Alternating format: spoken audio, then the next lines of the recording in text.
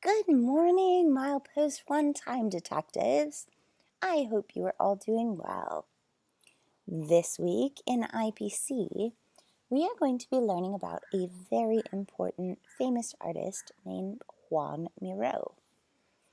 I will today give you a short biography about Joan Miro, but first, I know that both of our classes are learning about autobiographies in English.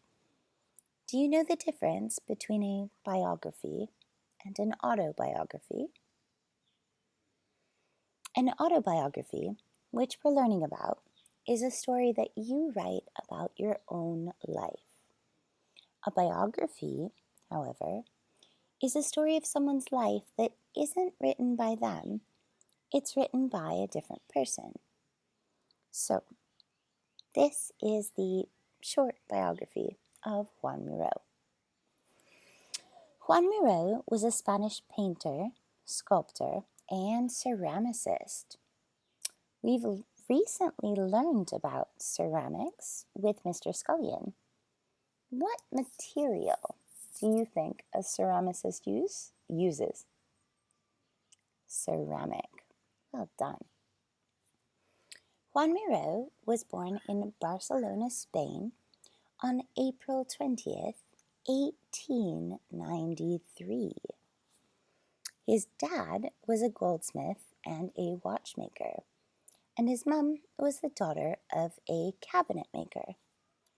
He loved art from a very early age, and he actually started taking drawing classes when he was in primary school, about the age of 7, which some of you are now, or you will be soon. Art was his favorite subject at school. In 1907, he enrolled at the School of Industrial and Fine Arts in Barcelona, Spain as well, where he studied for 3 years. In 1910, when he left that school, he decided that he wanted to be a painter. So he studied for another 3 years at the Artistic Institute of St. Luke. He had his first art show or exhibition in 1918, but it didn't go very well. People didn't really like his art. However, he was very resilient and he kept going and he kept trying. In 1920, he moved to Paris, France, where he met Pablo Picasso. Now, we met Pablo Picasso, thanks to Kipling, in our last IPC unit, People of the Past. After Joan Miro met Pablo Picasso, his style of art changed. He started making art in more abstract or surrealist ways.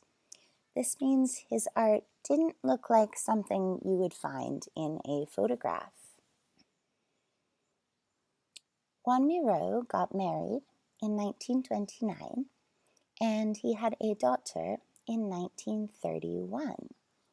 This was the point where he took a bit of a break from painting and he started with sculpting and etchings, which are carvings that you do that you can then make prints of.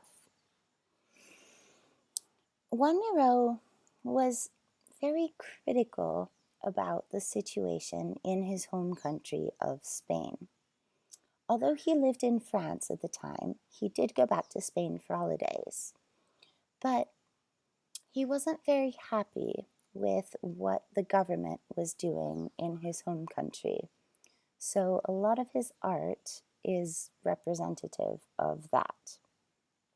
And I don't think we've come across the word critical yet in my class.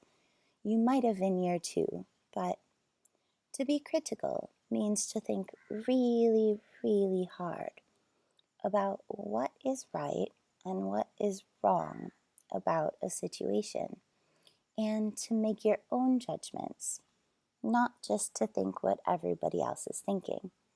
So that's one of the things that Joan Miro did in his art. He is known for his use of abstract images, and he has influenced artwork around the world. Most significantly, he's influenced a lot of the American abstract painters of the time. Even though Joan Miro didn't do so well in school, aside from art class, he has since won degrees and awards around the world. His life story is one of resilience, adaptability, and passion. He died at the age of 93, and he was still painting. And that is the short biography of Joan Miro. I will post some photos in Class Dojo as well as some learning questions. And, as always, we look forward to seeing your learning. Thanks, and bye for now.